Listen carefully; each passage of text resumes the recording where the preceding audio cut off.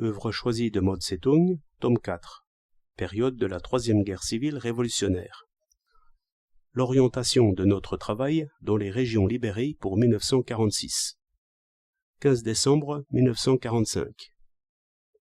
Au cours de ces derniers mois, notre parti a obtenu de grands succès en dirigeant le peuple dans les luttes acharnées pour liquider les forces japonaises et fantoches et pour briser les attaques lancées par le Kuomintang contre les régions libérées.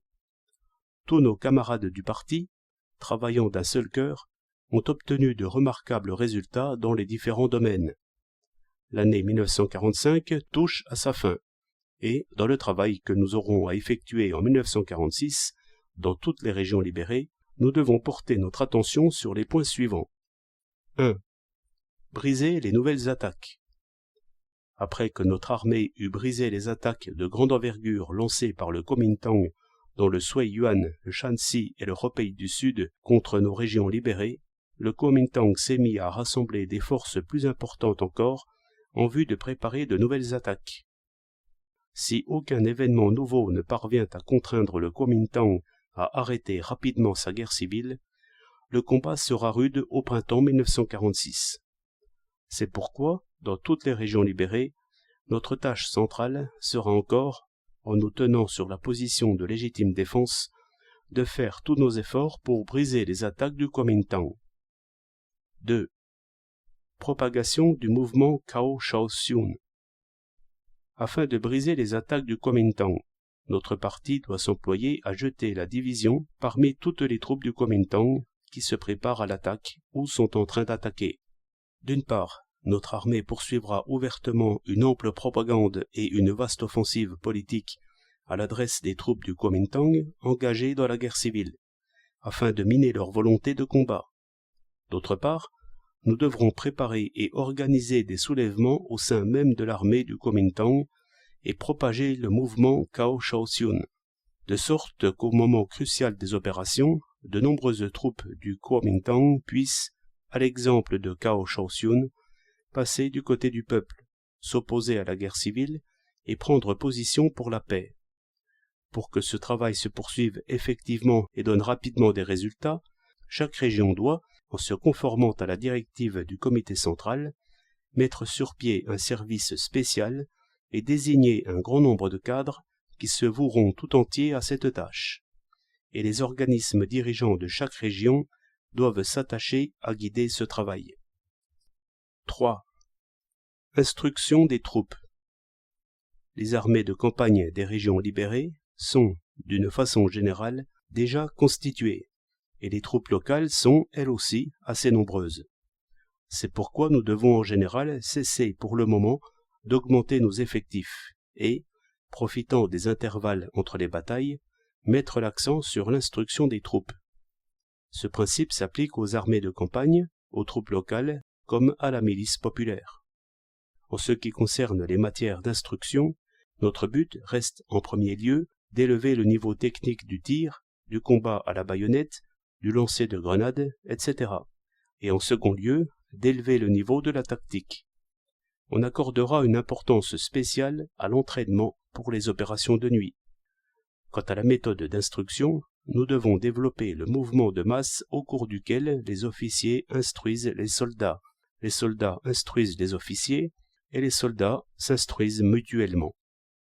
En 1946, nous devons améliorer encore davantage le travail politique dans l'armée, faire disparaître le style de travail dogmatique et formaliste, et redoubler nos efforts pour assurer l'unité entre les officiers et les soldats, entre l'armée et le peuple, entre les troupes sœurs, pour désagréger les troupes ennemies et mener à bien nos tâches d'instruction, d'approvisionnement et de combat.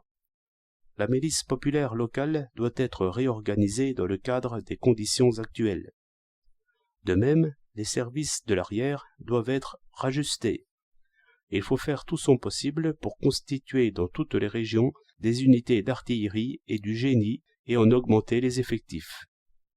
Les écoles militaires continueront à fonctionner en portant leur effort principal sur l'instruction du personnel technique. 4. Réduction des fermages. Conformément à la directive du comité central du 7 novembre 1945, toutes les régions doivent, dans leur territoire nouvellement libéré, lancer en 1946 un mouvement de masse de grande envergure et bien dirigé pour la réduction des fermages et du taux d'intérêt. Quant aux ouvriers, leurs salaires devront être augmentés d'une façon convenable. Il faut que les larges masses puissent, par l'action de ce mouvement, s'émanciper, s'organiser et devenir maîtres conscients des régions libérées. Dans les nouvelles régions libérées, les masses ne sauraient, sans ces mesures énergiques, reconnaître lequel des deux partis, le parti communiste ou le Kuomintang, est le bon, et lequel est le mauvais. Elles hésiteraient entre les deux et ne soutiendraient pas résolument notre parti. Dans les régions libérées anciennes, nous devons vérifier ce qui a été accompli dans la réduction des fermages et du taux d'intérêt, afin de mieux consolider ces régions. 5. Production. Conformément à la directive du 7 novembre, toutes les régions doivent faire immédiatement tous les préparatifs nécessaires pour que la production de 1946 dans les secteurs publics et privés dépasse en ampleur et en réalisation, pour l'ensemble des régions libérées, celle de n'importe quelle autre année. Le sentiment de lassitude qui se manifeste dans la population ne peut être dissipé que si la tâche de la réduction des fermages et la tâche de la production sont accomplies consciencieusement et obtiennent des succès marquants. Le fait que ces deux grandes tâches seront ou non accomplies décidera finalement de la victoire ou de la défaite dans les luttes politiques et militaires des régions libérées. Aucune région ne doit négliger ces tâches. 6. Finances.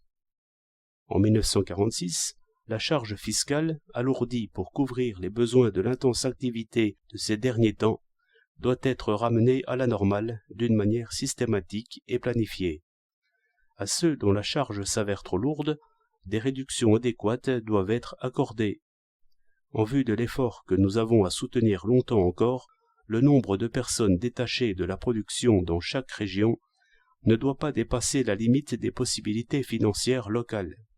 Les troupes valent par la qualité plutôt que par le nombre. Ceci reste un de nos principes dans l'édification de l'armée. Développer la production, assurer le ravitaillement, centraliser la direction, décentraliser l'exploitation, tenir compte des besoins de l'armée comme de ceux de la population, de l'intérêt public aussi bien que des intérêts individuels, et accorder une égale importance à la production et à une stricte économie, tels sont toujours les principes directeurs propres à résoudre nos problèmes économiques et financiers. 7. Soutien au gouvernement et amour du peuple. Soutien à l'armée et traitement de faveur aux familles des combattants de la guerre de résistance. En 1946, nous devons nous acquitter de ces deux tâches mieux que pendant ces dernières années. Ceci sera d'une grande importance pour briser les attaques du Kuomintang et consolider les régions libérées. Dans l'armée, nous devons effectuer un travail idéologique auprès de tous les commandants et combattants pour qu'ils comprennent à fond l'importance qu'il y a à soutenir le gouvernement et à aimer le peuple.